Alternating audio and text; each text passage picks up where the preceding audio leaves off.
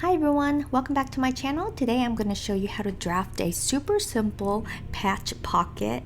Now mine is going to be rounded at the bottom. You can make them as a square or even a triangular tip, but here's just the basic way to draft the pockets.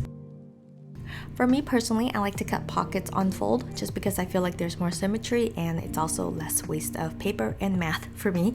So what I do is I lay down the first line on my paper, which is the fold line or also your grain line. Anywhere at the top, I'm going to draw a line perpendicular to the fold line. For the bottom line, this is where I get a little bit of creative freedom here. I can decide on how long I want the pockets to be, what shape I want it to be. So here I'm just going to draw another perpendicular line that is 7 inches below the first line. With this next line, I also get a little bit more creative freedom. I get to decide how wide I want my pockets to be. So I draw a line 4 inches away from the fold. Keep in mind that this is going to be cut on fold, so it will double. Then at the bottom right hand corner here, I'm just drawing out a little curve since I want my pockets to be rounded at the bottom edges. Obviously you can do like a triangle, you can keep it square, totally up to you, a little bit of freedom here. Next up, we're going to add seam allowances, so I am doing a 1/4 inch on the sides.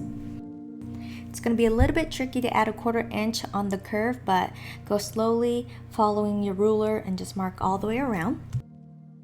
And then I mark a 1/4 inch at the very bottom, just like so, connecting everything together. Next up would be the top of the pocket. I like to have the top of the pocket have a hem of 1 inch folded inward so that it doesn't flip out when you're pulling things in and out of it. Okay, now I'm just going to label it and cut it out. The cool thing about this specific pocket is that it's very flexible. You can add ruffles and fringes. I do like to top stitch it when I attach it to my shorts or pants or whatnot. So hopefully you'll check out my other tutorial on how I use this pocket.